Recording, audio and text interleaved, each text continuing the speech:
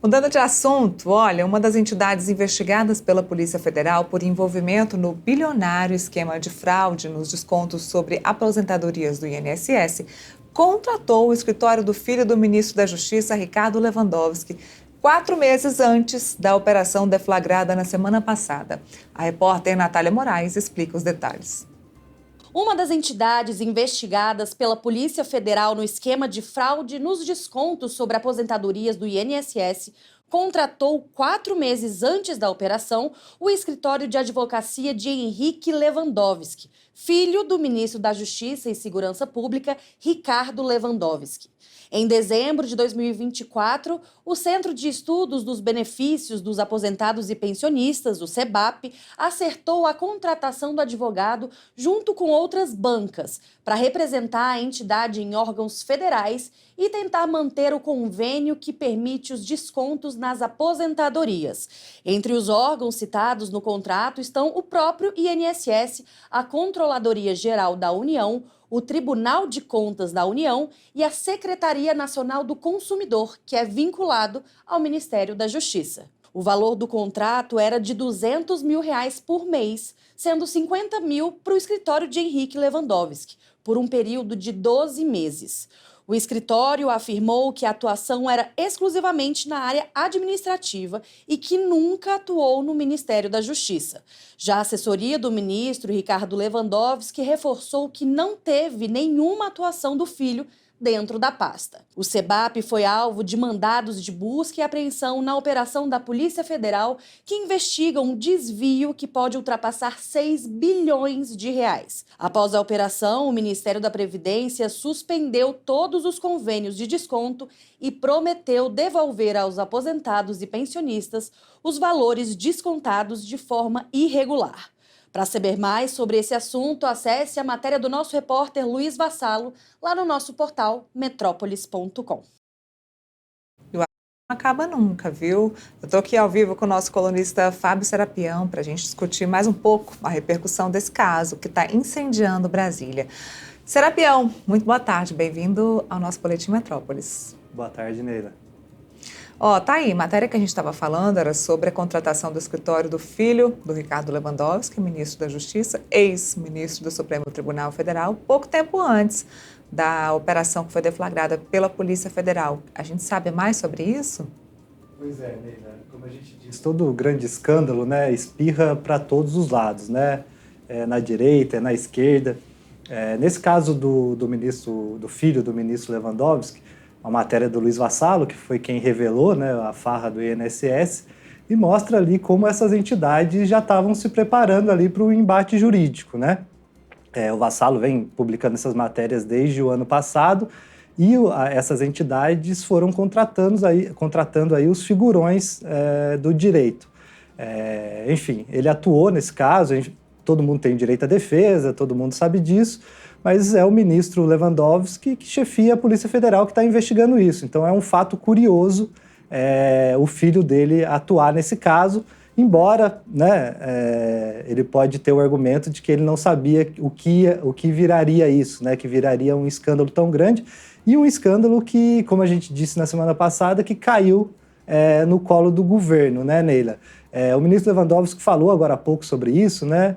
Falou que não vê nenhum problema nessa contratação e que todo mundo vai ser punido. Então está todo mundo tentando se esquivar e se afastar desse caso que teve início com as matérias do Metrópolis, mas que ganharam uma proporção nacional e uma proporção de escândalo depois da operação sem desconto da Polícia Federal, Neila. O que a gente tem, Neila, na semana passada a gente conversou um pouco aqui, e a gente estava falando um pouquinho do que a gente sabia, né? Com base em apuração, com base no que a gente estava ouvindo das fontes. Ontem isso começou a ficar um pouquinho mais claro, porque baixou o sigilo de alguns casos, né? A gente acha que a operação sem desconto é um caso só. Primeiro, ela não é um caso só. Tem inquérito dela e autorização para a operação no Ceará, em Sergipe, aqui em Brasília, em 2 varas diferentes, tem em São Paulo. Então é um caso muito complexo. E são várias entidades, então cada inquérito tem uma entidade, tem um inquérito só dos servidores do INSS que foram afastados. Então é um negócio muito complexo e até então a gente não tinha muita ideia de como era. A gente sabia que os os servidores a cúpula do INSS tinha sido afastada, a gente não tinha muita noção do porquê. Ontem isso começou a ficar mais claro, a gente já publicou algumas matérias na coluna, o pessoal de São Paulo, Luiz Vassalo, publicou mais algumas lá por São Paulo, e começou a ficar mais claro, primeiro, o porquê do afastamento, né, Neila? A gente teve aquela coletiva, não se explicou muito bem por que foram afastados, no dia seguinte o governo chama uma nova coletiva ali com o ministro da CGU, Vinícius Carvalho, tenta explicar mais um pouco, mas ainda a gente sabia que teria sido uma omissão, mas não sabia direito o que tinha acontecido. Coletivas bem proformes. Só para dar cara a tapa. Isso, só para trazer a crise mais para o governo, né, Neila? A gente brinca. Mas no material fica claro o motivo ali do afastamento, e não são poucos os motivos, Neila. Procurador-geral do INSS que foi afastado recebeu 11,9 milhões de uma dessas entidades, né, por meio de empresas da mulher e por meio de lobista, enfim, muito dinheiro indo para esse procurador, que é quem, em tese, teria que fiscalizar ali dentro do INSS como as coisas estavam acontecendo. Outro ex-diretor, André Fidelis, que caiu ainda no ano passado após as primeiras matérias do Metrópolis. Também repasses ali de operadores, do lobista, aquele famoso careca do INSS. Enfim, repasses também de 5,1 milhões para empresas do filho dele, que tem um escritório de advocacia, para outras empresas próximas ali. Então fica claro que na questão do INSS não era só erro, não era falha, parece que tinha ali mesmo algum tipo de crime, de corrupção, porque não se explica, né, como que essas pessoas que estavam em cargos públicos, por que parentes, porque pessoas próximas, empresas próximas estavam recebendo. Então a gente já começa a aclarar um pouco ali como que se dava isso no âmbito do INSS. Em relação à presidência, né, até o momento, pelo menos no material que eu tive acesso, a gente não viu nenhuma transação ali, nenhum pagamento para o Stefanuto, que foi demitido, era o presidente do INSS. Mas a gente vê ali que ele não tomou as medidas que deveriam ter sido tomadas, e pior, em alguns momentos ali a gestão dele destravou alguns descontos que tinham sido bloqueados, ele destravou e os descontos continuaram nos aposentados. Então mais um indício ali que tinha mais uma pessoa que não estava atuando da forma correta no INSS. E agora há pouco a gente deu na coluna também um ex-presidente do INSS, que foi ministro do Jair Bolsonaro, ministro do Trabalho e da Previdência, que a polícia, ele não foi alvo da operação, mas a Polícia Federal já achou umas transações suspeitas de pessoas ligadas, que são investigadas, ligadas a uma entidade, a Conafer, com pessoas próximas a ele. Então já está começando a se delinear com mais detalhes ali, Neila, como que se dava essa relação do INSS, de servidores do INSS com essas entidades. E também porque nada foi feito nesse período, né? Fica à vontade, Neila. Não. Pode falar, fica à vontade. Eu ia perguntar uma coisa estrutural muito simples que eu confesso não saber, e eu acredito que muita gente que está assistindo a gente também não sabe. Por quê? A gente vem falando que esse caso ele transcende o governo de Jair Bolsonaro e vem para o governo Lula, certo? Do governo Jair Bolsonaro para o governo Lula, o que é que muda no quesito servidores dentro do INSS? Existem mudanças ali dentro de funcionários, de servidores? Eu digo isso porque a gente vê um golpe que ultrapassa um governo, que chega a 2 governos, embaixo dos olhos de 2 presidentes da República. Então, teve mudança dentro do INSS com mudança de governo? Pois é. O Luiz Vassalo escreveu uma matéria, se não me engano, ontem, que é muito interessante, que ele mostra esse percurso do esquema, passando ali pelo governo Bolsonaro e chegando até o Lula, e explica o que tinha em cada um, né? Tiveram algumas mudanças, sim, de nomes ali nos cargos, alguns ficaram, outros foram retirados. Um deles, o André Fidelis, vinha do governo Bolsonaro, cai no governo Lula após as matérias do Metrópolis. Então, algumas mudanças rolaram ali dentro, Neila, mas o esquema em si não parou. O que a gente vê ali nesse material agora, com esse sigilo que caiu de alguns casos, fica bem claro uma coisa, Neila. Eram várias entidades, né? As principais ali que estão na mira são 11, mas são mais entidades que faziam esse desconto. A gente vê que tem 2 tipos de entidades ali e é muito claro isso. Algumas que já são entidades antigas, que já tinham ali uma base de aposentados, de associados, isso já existia há muito tempo, mas que depois que surgiu esse esqueminha dos descontos, teve um leve aumento ali no número de associados que tinham descontos. Então ali pode ter algum esquema, mas não é 100% esquema. Isso é o que a gente tem ouvido dos investigadores, Neila. Mas o que aconteceu a partir de 2021, no governo Bolsonaro, foi que surgiu algumas entidades que elas não tinham essa base, de associados, não tinham nada. Ao que parece, o que os investigadores suspeitam é que algumas entidades, essas que foram criadas entre 2021 e 2022, elas foram criadas somente para fazer os desvios. E ali fica muito claro, Neila, porque cada uma dessas entidades, ou grupo de entidades, tem um operador, tem esse lobista, tem uma outra mulher que surgiu do Ceará, uma advogada, que também aparece ali em transações suspeitas, e a Polícia Federal coloca ela como intermediadora de pagamentos das entidades para servidores do INSS. Então, tem algumas entidades que tinham uma atividade ilícita misturada com essa ilícita, mas o que a Polícia Federal viu, e alguns investigadores têm relatado para a gente, Neila, é que tem algumas, principalmente ali em 2021 e 2022, onde concentrou o número desses convênios que foram feitos entre essas entidades e o INSS, que essas entidades era só crime, ao que parece, Neila. Era só para fazer esse desconto e elas não tinham uma base. Porque existe no Brasil, a gente sabe, o Brasil é um país que sempre teve sindicatos, associações, federações, confederações fortes. Isso é fato, né? Dos últimos tempos para cá até diminuiu um pouco. Mas tem esses sindicatos. Agora, o problema é que algumas entidades foram criadas só para isso. Então, isso fica muito claro. Essa matéria do Vassalo, ela mostra isso. 2021, 2023, a criação dessas entidades que, ao que parece, são só para o esquema. E o resultado disso é que em 2023, aí já no governo Lula, elas tinham sido criadas em 21 e 22, em 2023 elas começam a cobrar o desconto. É aí que a gente vê aquele pico que sai de alguns milhões, centenas de milhões para bilhão. Então a gente tem bilhão 2023, 2024, que é resultado dessas entidades que tinham formalizado os convênios ali em 2001 e 2022, Neila. Voltando um pouco à sua pergunta, aí a gente mostra essa relação, né? Alguns desses servidores do INSS, esse ex-presidente do INSS, que a gente mostrou que tem transações suspeitas, que foi ministro do Bolsonaro, era presidente do INSS nessa época. Tem um outro diretor de governança que recebeu também dessas entidades e de lobistas, que é o Alexandre Guimarães, também era do governo Bolsonaro, dessa área de governança que deveria fiscalizar.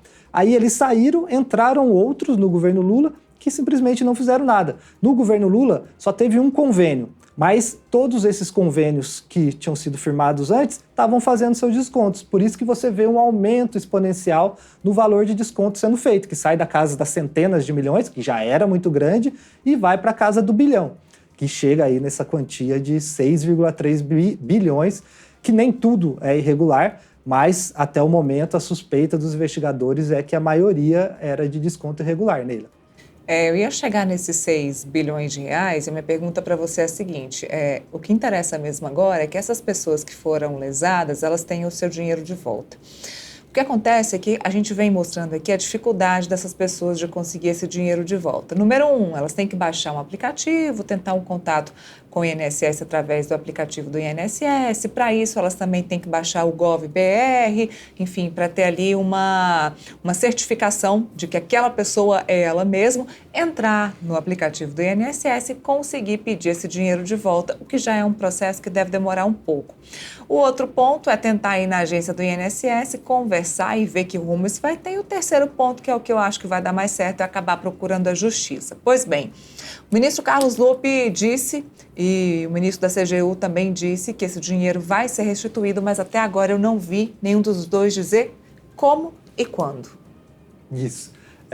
Na coletiva da sexta-feira, se não me engano, né, o objetivo, em tese, era justamente passar essa mensagem, que vai devolver tudo.